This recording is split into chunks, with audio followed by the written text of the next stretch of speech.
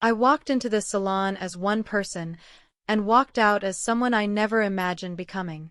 This experience changed how I see myself forever, and I wasn't ready for it.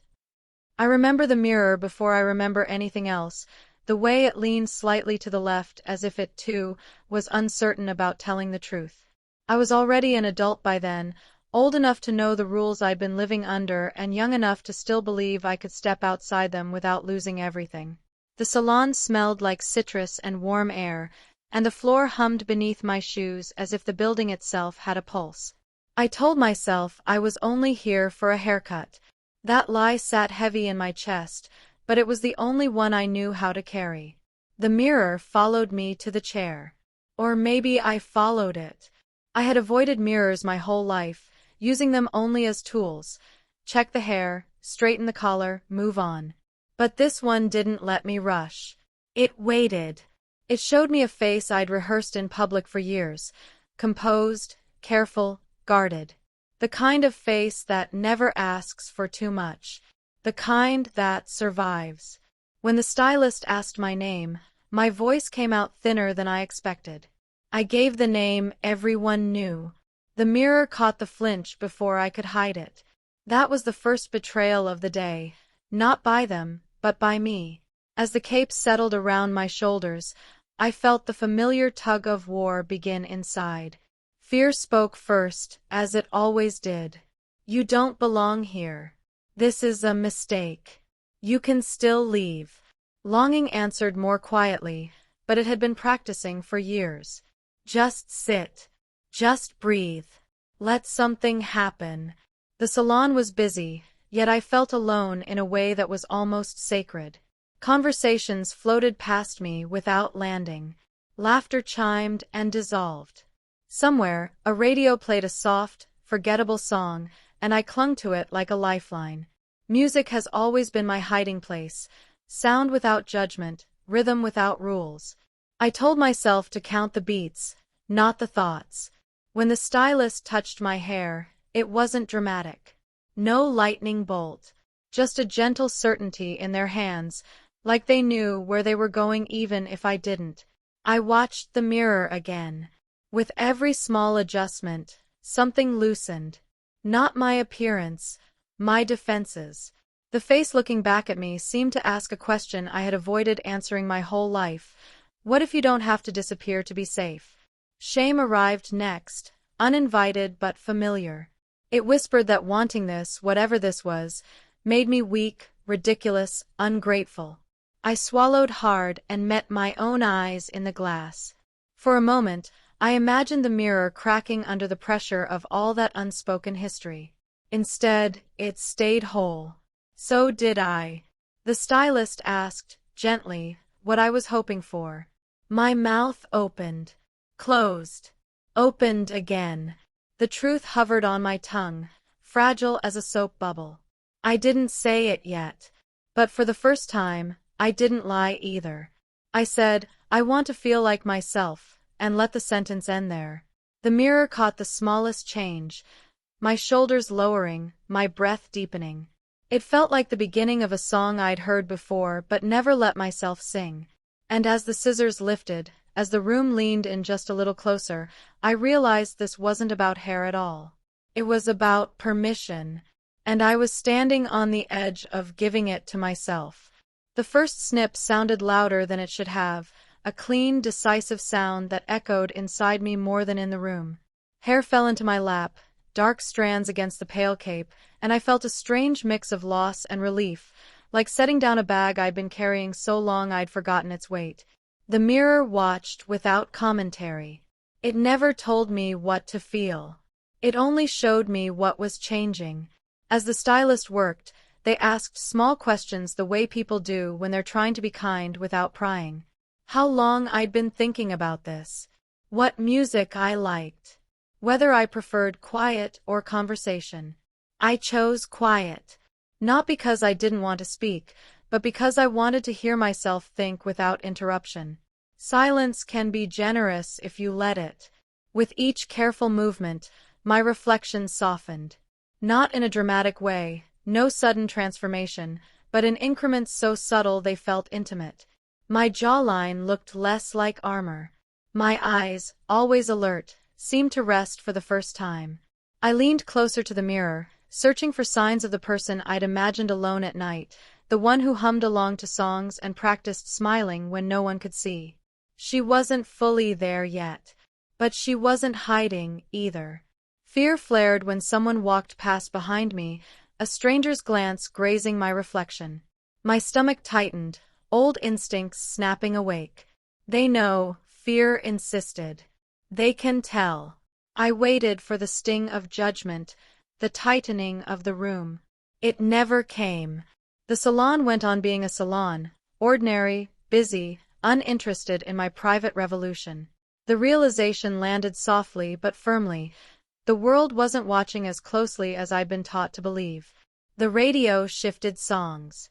A familiar melody slid in, one I'd listened to on long bus rides when I needed to disappear into sound. The chorus rose, and with it a memory of myself as a kid, standing in a hallway mirror, mimicking expressions I'd seen but never worn. That kid had believed transformation was something that happened to other people braver, louder, luckier. I felt a pang for them, sharp and sweet. If I could speak across time, I'd tell them to keep the song playing, to trust the quiet pull. When the stylist paused to show me progress, my breath caught. It wasn't perfection. It wasn't even finished. But the angle of my hair framed my face in a way that felt intentional, like a choice instead of a compromise. Pride crept in, tentative and shy. Shame tried to shove it back down. I noticed the tug and, for once, didn't let shame win. "Do you want to go a little further?" the stylist asked, not looking at me, giving me space to decide without pressure.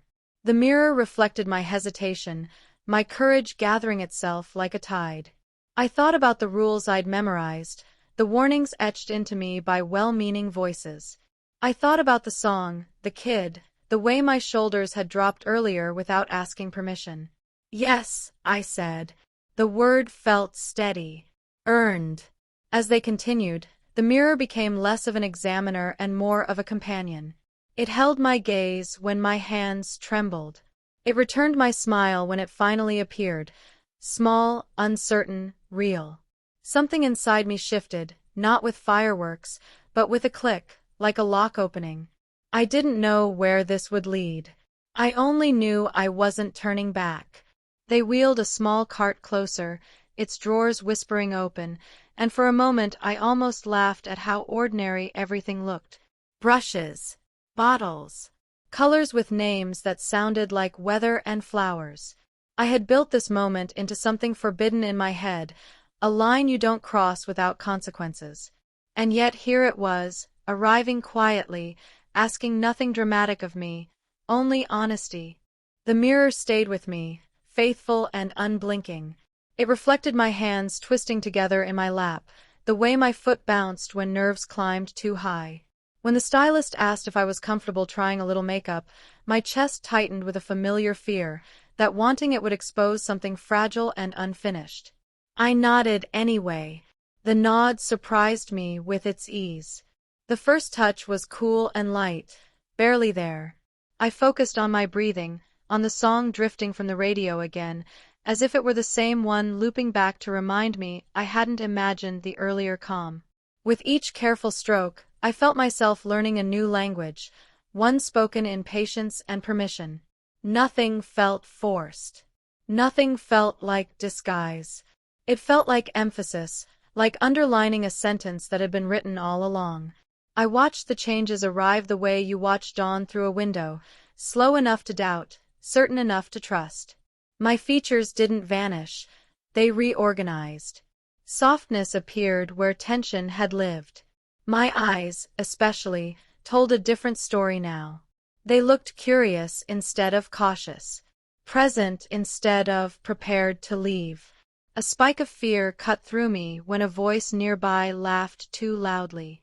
I flinched, convinced the spell would break, that the mirror would betray me. It didn't. It showed me holding still. It showed me choosing not to shrink. Pride flickered again, brighter this time, and I let it stay.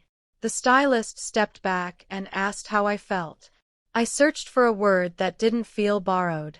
Beautiful felt too big. Different felt too small. Finally, I said, relieved. The words settled into place like it belonged there.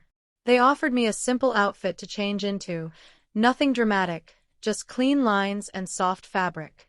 My hands shook as I stood, the cape slipping away like a chapter ending. In the changing room, the mirror was smaller, more intimate.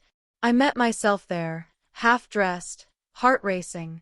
This was the moment shame had always claimed. "You look ridiculous," it hissed. "Turn back." I didn't. I listened instead to the song in my head, the one that had carried me through so many quiet nights. I dressed slowly, deliberately, letting the fabric fall where it wanted. When I turned to the mirror again, my breath caught, not in shock, but in recognition. It wasn't that I'd become someone else. It was that I'd stopped pretending to be someone I wasn't. When I stepped back into the salon, the air felt different, lighter. The mirror across the room greeted me like an old friend who'd been waiting. Fear was still there, hovering at the edges. But something stronger had joined it now, a steady warmth, a growing trust. I held my own gaze and, for the first time, didn't look away. Walking back to the chair felt like crossing a bridge with no railings.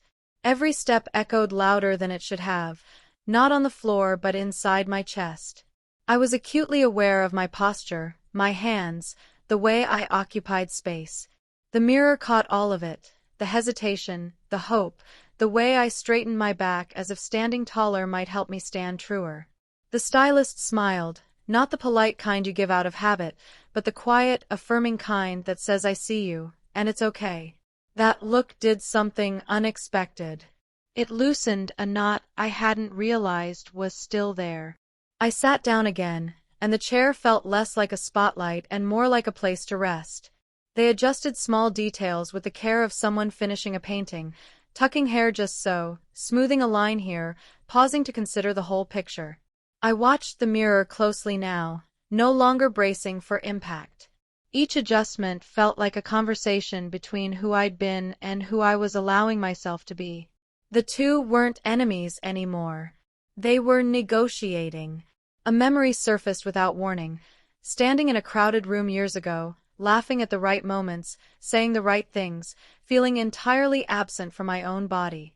I remembered the exhaustion of performance, the way I'd collapse into myself afterward, wondering why existing felt like work.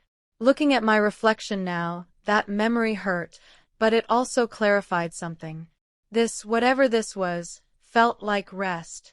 Someone nearby complimented the stylist's work, their words floating past me before I realized they were talking about me. My heart jumped, then steadied. I waited for embarrassment to rush in. It didn't. Instead, a quiet pride took its place, careful but undeniable. I didn't correct them. I didn't hide.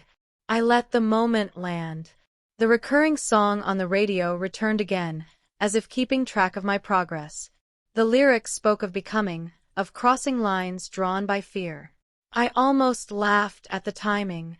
Music has a way of knowing when to show up, like a friend who doesn't need an invitation. When the stylist finally turned the chair slightly toward the mirror and said, "Take a look," I felt a familiar tightening. This was the reveal, the verdict. I leaned forward, studying details I'd once scrutinized for flaws. This time, I saw coherence, intention, a version of myself that didn't feel like a compromise. I wasn't fearless. Fear still whispered about tomorrow, about explanations and expectations waiting beyond the salon doors. But standing there, meeting my own gaze, I felt something steadier than fear, resolve. Not the loud kind, the quiet kind that grows roots. I touched the mirror lightly, a habit I didn't know I had until that moment. The glass was cool, solid, real. So was I. The hardest part, I learned, wasn't becoming. It was stepping out. The salon door waited like a held breath, glass reflecting a version of me that still felt new enough to be fragile. I stood there longer than necessary, pretending to check my bag, pretending to remember something I'd left behind. Fear tried one last time to reclaim the steering wheel. Once you leave, you can't unsee this. Neither can anyone else. The mirror by the door caught my hesitation. Smaller than the others, less forgiving in its angles, it showed me exactly as I was. Hands steadying, shoulders set, eyes brighter than I remembered them ever being. The song on the radio faded behind me, but its rhythm stayed, a metronome in my chest. I counted a few beats. Then I pushed the door open. Outside, the air felt sharper, like it had opinions. The street was ordinary, cars, footsteps, a delivery truck groaning its way past, but everything seemed amplified, as if my senses had been turned up to hear myself think. I walked. Each step felt like a sentence completed without apology. A passerby glanced my way. My heart jumped. I braced for impact that never came. They kept going, absorbed in their own story. Another glance followed, curious but brief. The world did not collapse. The realization landed with a thud of relief so strong it nearly made me laugh. I had spent years rehearsing rejection. I had not practiced indifference. Indifference, it turned out, could be kind. At the corner, a shop window mirrored me back. Not the controlled environment of the salon, this was real-life glass, smudged and honest. I paused, pretending to check my phone, and met my reflection there. The person looking back seemed more grounded than the one inside the salon. Less curated. More mine. Pride rose again, not flashy, just present. I let it stay. A memory tried to intrude, an old warning, a joke that had cut too close, a rule learned early and often. I acknowledged it, then set it down. The song in my head shifted keys, softer now, like it trusted me to carry the tune alone. I decided to take a small risk. There was a quiet street near campus, lined with parked cars and empty enough that I could slip out unnoticed.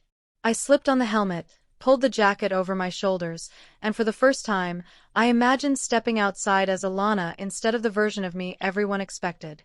The air hit my face immediately, sharp and invigorating, and I felt an odd combination of vulnerability and exhilaration. I knew that if someone looked, they'd see me differently, but the thought didn't terrify me like it used to. Walking down the street, I caught my reflection in a store window. Ilana's eyes met mine, steady and curious. I smiled without thinking about judgment. My chest rose and fell with deliberate rhythm, and for the first time, it felt like my internal world and external world were not at war. A bike passed me, just a teenager commuting really, but I felt a thrill of kinship, a recognition that the freedom I was chasing wasn't metaphorical anymore. When I returned home, helmet in hand, the mirror seemed to applaud quietly. Ilana wasn't fully formed yet, but she existed. And the knowledge that she could step outside, even in small, cautious increments, made the world feel less like a cage and more like a place to practice being brave. The next week was a study in contrasts. During the day, I walked the familiar halls of campus, nodding at friends, answering questions, laughing at jokes. On the surface, nothing had changed. I was still me in everyone else's eyes. But the reflections I caught in windows and phone screens reminded me of someone else entirely, someone alive in a way I hadn't allowed before. Ilana had begun to carve her space, quietly and insistently, in the cracks between classes and textbooks.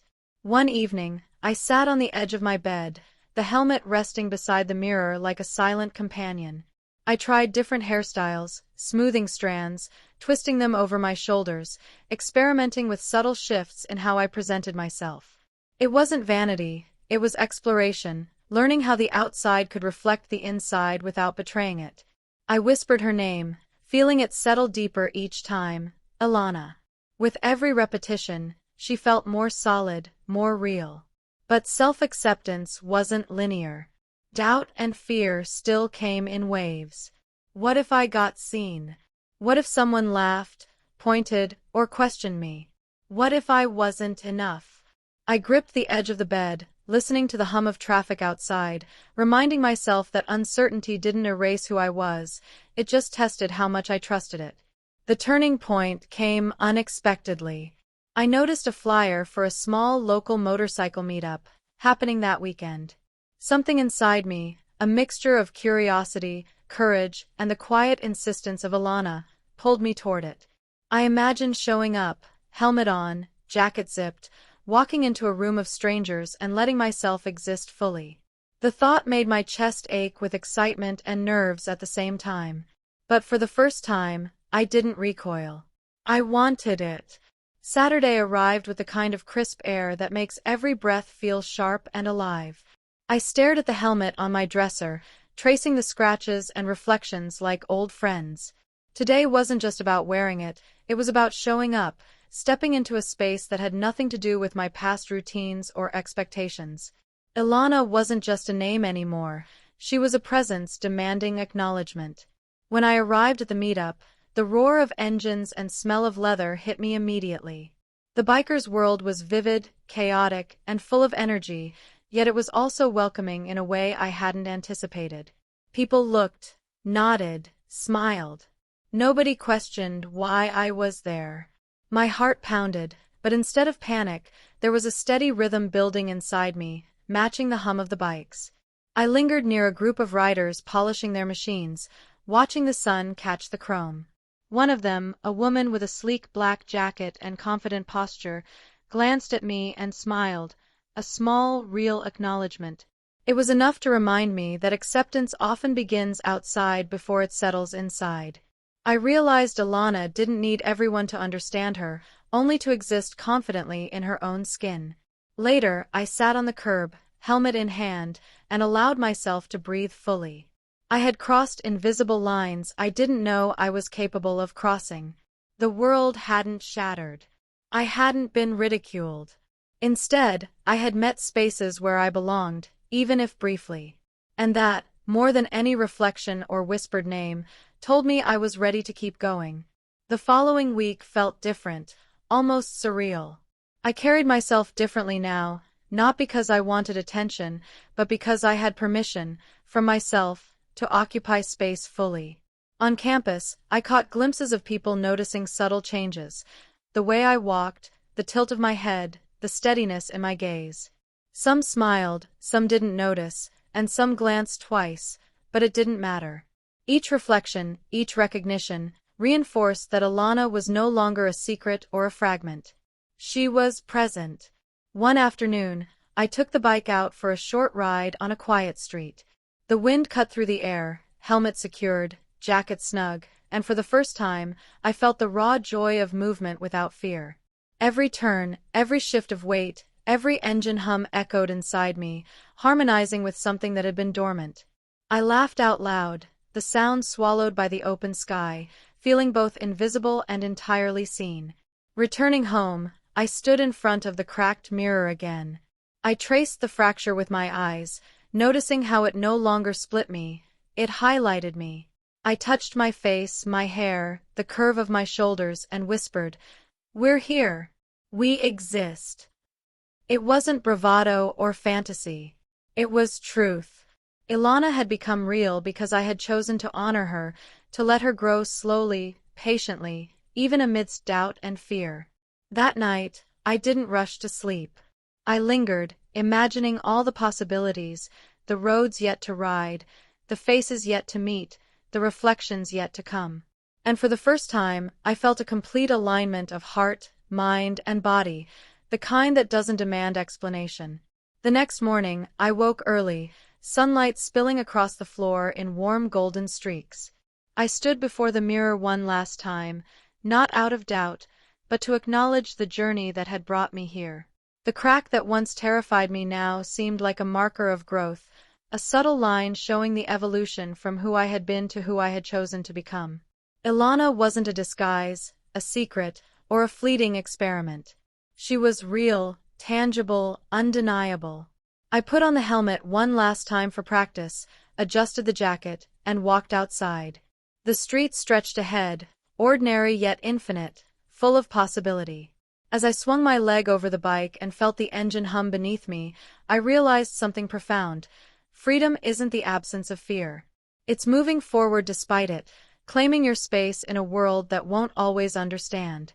Riding slowly through the quiet streets, I felt every element of myself align. The thrill, the uncertainty, the calm, the joy.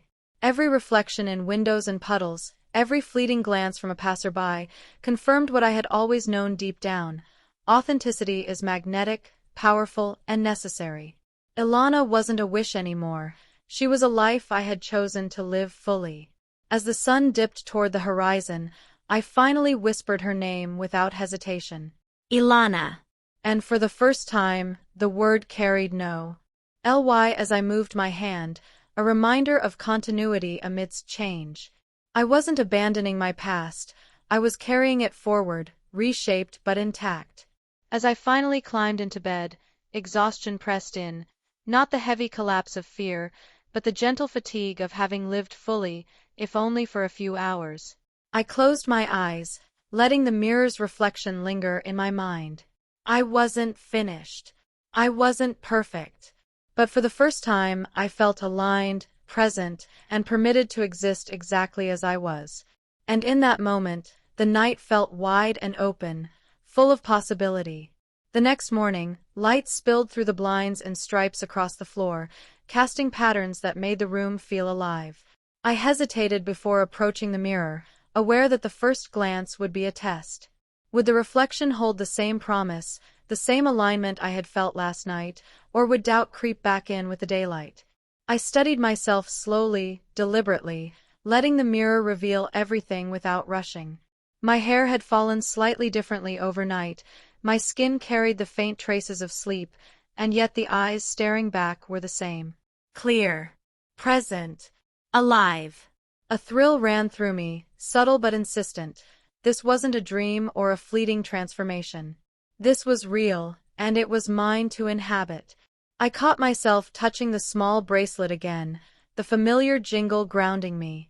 It had been a silent witness to every step, and today it seemed to whisper encouragement. Keep moving forward. You are allowed. That quiet permission was revolutionary. I realized how long I had been chasing it from others, when it had been waiting inside me all along. Breakfast was ordinary, toast, coffee, but I noticed my movements in ways I never had before. Reaching, pouring, stirring. The ordinary became a practice in presence. Each gesture was no longer about hiding or performing. It was about inhabiting the body I had so carefully allowed myself to become. I lingered a little longer in the mirror each time I passed, studying small details, appreciating subtle curves and lines. Later, I stepped outside, the city breathing around me. Passing faces glanced my way. Some lingered, some did not. Old anxiety would have twisted my stomach, made me shrink. Today, it was different. I held my posture, walked steadily, and felt a quiet exhilaration. I was visible, yes, but not exposed. Seen, yes, but not defined by others' opinions. By midday, I caught a reflection in a shop window. It startled me slightly, that familiarity of seeing myself in motion, moving through the world. And yet, unlike before, I didn't flinch. I smiled faintly, letting the reflection meet my own acknowledgement. The mirror had prepared me for this moment, had trained me in quiet resilience, and now I was practicing freedom. For the first time in years, I felt a sense of continuity between the private me and the public me. The journey wasn't over, but the bridge between them had been built. Every glance, every step, every small acknowledgement of self was a thread connecting my past fear to present acceptance. And for the first time, that connection felt strong enough to carry me forward. By evening, I found myself wandering back toward the neighborhood near the salon, not out of necessity, but out of curiosity, a desire to see how the world would respond to the person I had become. The streets were familiar, but the light had shifted, golden and soft, making everything feel more intimate. Each shadow, each reflection, seemed to carry a story. And now, I was part of that story in a way I had never allowed before. The salon came into view, its windows glowing warmly. I paused outside, watching the activity inside through the glass. People moving, talking, laughing. It all seemed ordinary, and yet extraordinary because I had been inside that transformative quiet, and I knew the intimacy that had taken place within those walls. My chest swelled, a mix of nostalgia and pride, the echo of scissors, brushes, and whispered reassurances still vivid in my memory. I caught my reflection in the shop window across the street. It wasn't the pristine mirror of the salon. There were smudges, distortions, but it didn't matter. I saw myself fully, and for the first time, the reflection did not intimidate me. It invited me to step forward, to inhabit my life without apology. Fear stirred briefly, a familiar shadow, but it was smaller now. Easier to recognize, easier to manage. The bracelet jingled softly as I brushed my hair back from my face. That little sound had become a motif for continuity and courage, a reminder that my identity was layered, not a single moment or choice. Each tiny victory, the haircut, the makeup, the soft alignment of posture, had accumulated into something that could not be undone. It was real, it was mine, and it was visible. I realized something profound. The transformation was no longer about changing how I looked, but about how I moved through the world. Every interaction, every glance, every step carried the quiet power of authenticity. Even walking past strangers, I felt a subtle liberation, a permission to exist fully without concealment. The evening deepened, shadows stretching, city lights flickering on. I stood on the sidewalk a little longer than necessary, absorbing the sense of survival, pride, and fragile joy. The mirror had given me the ability to meet myself, but the world outside was now the proving ground. I had learned that seeing oneself was one thing, and being seen by others was another. And tonight, I was ready to bridge that gap. Night settled softly over the city, and I walked home under the glow of streetlights that painted everything in gold. Each step felt deliberate, as though I was learning the rhythm of my body all over again. The fear that had shadowed me earlier in the day still whispered, but I was beginning to recognize it as just one voice among many, not the arbiter of truth.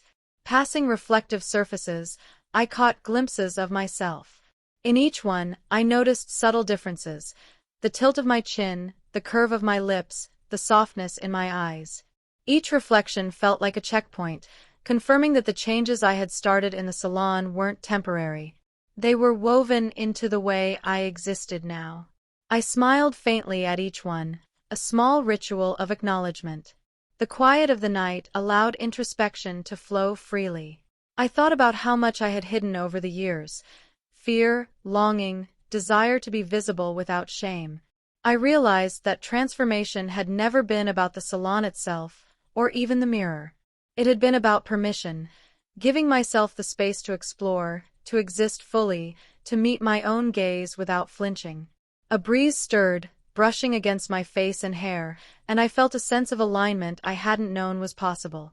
Each step, each movement, was an act of reclamation. Even the familiar bracelet on my wrist felt symbolic now, a talisman marking a journey from hesitation to acceptance. I reached my apartment building and paused at the door, catching my reflection once more in the polished metal handle.